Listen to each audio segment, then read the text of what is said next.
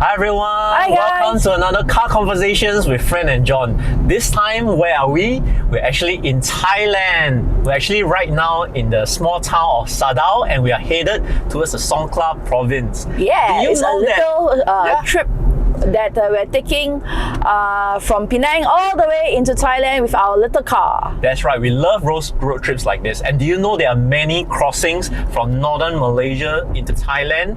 Like the one that we have just done is at Kedah, the state of Kedah in Malaysia, which is at Bukit Kayu Hitam, and then we get into Sadao. And in Perlis, which is more northwest of Malaysia, you can cross as well. It's called Padang Besar. And then do you know that Perak also borders Thailand, right, in a checkpoint called Bukit Berapit, and then it goes into the Thailand town of Betong, right, which is in the Yala province. And of course there's Kelantan, which we have been to recently. They have, I think, 2 or 3 crossings over there, and they border the province of Narathiwat, sorry. And you know, as a northern Malaysian, you can cross over to southern Thailand anytime, and it's very convenient. So why are we here? Well, if you know us by now, we love road trips, right? And then we have covered pretty much the entire Malaysia. So we are starting to conquer Thailand, and it's not our first time here. The last time when we were driving here in Sadao to Hat Yai, actually, I was driving. This time around, it's Fran, right? So a few videos ago, we did. I actually talk about driving on the Malaysian highway and of course the experiences surrounding that. Today we want to talk to you about the experiences driving on the Thai highways, what's the difference of course compared to Malaysia and even Singapore, and of course about slow travel, right? So well, I would say driving on the Thai highways, what do you think, Fran? Maybe I'll let Fran start. What's the difference between driving here and Malaysia? Well, first of all, the motorcyclists, they don't sorry, we just had breakfast, so excuse me. The motorcyclists, well, they don't really wear helmets, so I guess in that sense you gotta be super extra careful. And actually people along this stretch of highway, they don't drive that fast because the road conditions is not the, you know, like the Malaysian North-South highway is properly tarred, right? Some of them don't have lane markings, and you know the road quality is not so good. So even you're driving a not a Thailand-made car, you still don't want to be super fast on a highway. But other than that, is a very long straight road, very nice to drive, and the scenery is very nice. You get to see a bit of buildings, and then you've got a forest on one hand or the other, and then of course there's lots of pit stops along the way, right? Like we just passed a Shell, and then there's a Cafe Amazons dotted all over the place. Yep. Very pleasant. So for the Thai highways, right, they are not cordoned off, they are not bordered up like the Malaysian highways or the Singapore expressways, right? So of course you got to be careful, and generally the speed limit is lower, it's not as high as some of these highways, but as what Fran shared, you get littered or litterings, should I say that, litterings of petrol stations, convenience stores which are well stocked, cafe, our favorite Cafe Amazon, which they have many branches along the way, as well as fast food restaurants. So you do get your, you know, your fuel. If you want to fuel up during your pit stops, you have plenty of options on the Thai highways. And I would add to Fran that, you know, the Thai drivers are actually very respectful of, you know, like in this case it's a Malaysian car, right? They are very respectful, they don't tailgate you, and they do not, you know, horn unnecessarily, right? Whereas, like, you know, as a Singaporean, sometimes I drive into Johor in Malaysia, sometimes the Singaporean drivers do tend to get bullied a bit, you know, by the Johorian drivers, right? But, you know, in Thailand, we don't really feel that. So the whole experience of this slow travel, I would say, you know, is really amazing because you can really soak in the vibes, right? You can take a look around, both from the scenery standpoint, you know, the greenery, then all the little towns, right? The people that are selling all the little eats. You know, it's really very interesting to travel like this compared to maybe, you know, sometimes we are too, you know, we are already very fast-paced, right? For most of us who are working in cities like KL, like Singapore, Hong Kong, you know, or Tokyo even, you know, it's so fast-paced, right? There's a hustle and bustle. But sometimes the slow travel really gives you a, you know, a great a different perspective of how life can be compared to, you know, let's say when you go for a travel, oh no, I must, you know, knock this thing off my bucket list, I must go here, I must go there, you know, and somehow the stress levels continues to build up, right?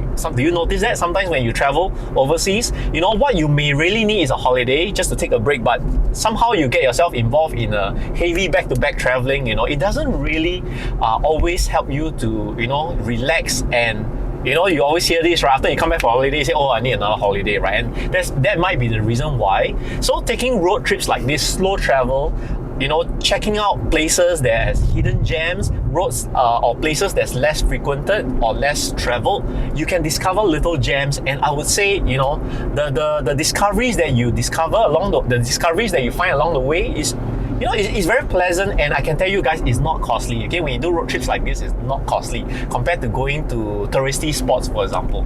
I remember I went to Eiffel Tower in Paris with Fran. That was my second time. My first time I was there in 1998.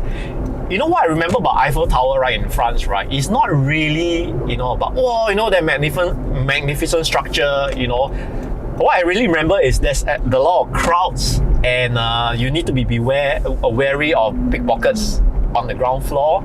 And then when we got up there, what happened when I was with Fran? It was freezing cold, okay? We were not ready for the change in the temperature, the change in the weather patterns, and then the wind chill. So we were actually pretty much suffering on the top of Eiffel Tower. Yeah, it wasn't fun because the weather dropped drastically. So it was 1 degree, but up on the Eiffel Tower is less than that because of the wind chill factor. We left all our winter clothes in the hotel, and we brought very thick, heavy winter clothes because we were going to go Switzerland, and we were going to go up the top of the Europe, right?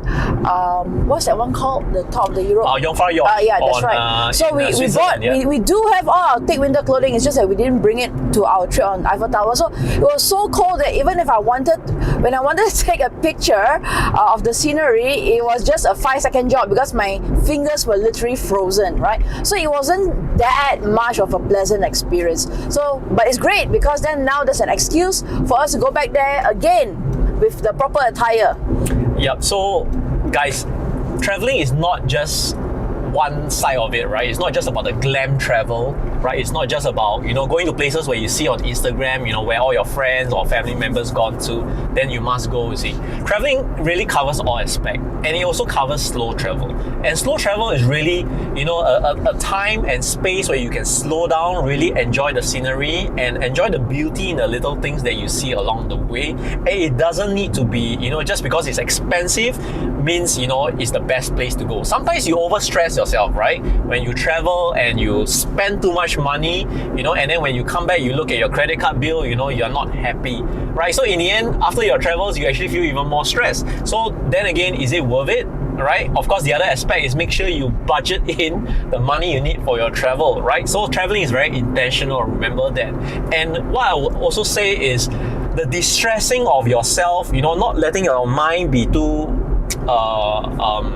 really clogged up, right? Because sometimes when you go to a fast-paced city, for example, to travel, whether it's in Italy, whether it's in even London, right? You do get stressed because you see a lot of people as well, like Hong Kong, where we were just back from Hong Kong. And then you need to navigate your way around, the subway, the metros, whatever train station they have. Or let's say you're in Tokyo, you meet a lot of human crowd, right? So it's not necessarily the best place for you to relax, right? And that's my point, right? You don't want that information overload. You already have information overload while you're working, and really stressed with stuff. What the last thing you want to do on your travels is to get clogged up with a lot of extra information, a lot of extra things that you might not need at that moment, right? So, Fran, anything to add? Not really. Yeah, so be intentional about your travels, okay? And just make sure that traveling is a want. So make sure that you budget in, make sure that you have the resources and the expenses to cover so that when you spend money in these travels, you are happily spending and not getting stressed about it after some time. And to add on to John in terms of uncovering the hidden gems, right? Honestly, right, sometimes when you do a lot of research, right? Let's say, for example, like we wanted to go Korea, right? And you do so much research, you see, a lot of the places of interest on TikTok, on Instagram. It kind of feels like you've already been there, right? And then when you actually are at that place, it loses some of its glamour. It loses a bit of the wow factor, right? Because you've actually seen it already. But if you stumble upon little places like these which are off the beaten track, then you really truly get 100% surprise, right? And the feeling is extremely different because you're stumbling upon something. You're not heading there because you googled it. So it's like, oh wow, check this out. Wow, I didn't know that there was this place, right? So I think, in this world of information technology, we leave too many things. We research too many things, right? That our lives have become so it's kind of like everything's like information driven. Yeah, right? exactly. Yep. And everything's there already at your fingertips that you are no longer surprised, right? So I think as human beings, for us to grow, and for our brains to be stimulated, we always need to be in places where we are constantly surprised, right? Like pleasantly surprised, right? Such that we also learn and grow, right? Not just go to the places that it was recommended to us by our friends or by TikTok, right? And you kind of lose the element, right? Yeah, I mean, all these small towns that we're driving past, whether it's in Malaysia or Thailand, it's so interesting because, as a Singaporean boy, right, I don't really get to see much of this except from during my childhood days where I did a lot more road trips with my family. So all this, the charm, the rustic experience is, you don't get to experience it if you go to the main towns and main cities. So be very intentional about seeking out such places and really be grateful for the experience and be able to appreciate all these little things that can actually really, give you moments to reflect back on later in life, rather than, I must go here, I must go there, bucket list. But actually, were you really in that moment, soaking in the experience, right? So think about it. And honestly, the best places are always the ones that you stumble upon and not recommended by someone, right? Like, for example, in Venice, the best restaurant that we had in Venice was something that we stumbled upon, and it was actually 2 doors away from our hotel, and we were so tired that day that we just wanted to go into the restaurant to just take away a pizza, right? But we ended up having dinner there because it's only just 2 doors away, and it turned out to be the best meal that we had in Venice, right? The pizza, the pasta, the squid, everything, right? It was so and good. it was not recommended by anybody. It just happened to be next 2 doors away from our hotel. So really, it's really those exciting moments, right? And yeah, so keep on adventuring, guys, and we'll see you guys in the next video. All right, remember to like and subscribe to join our YouTube family. Otherwise, see you soon. Bye.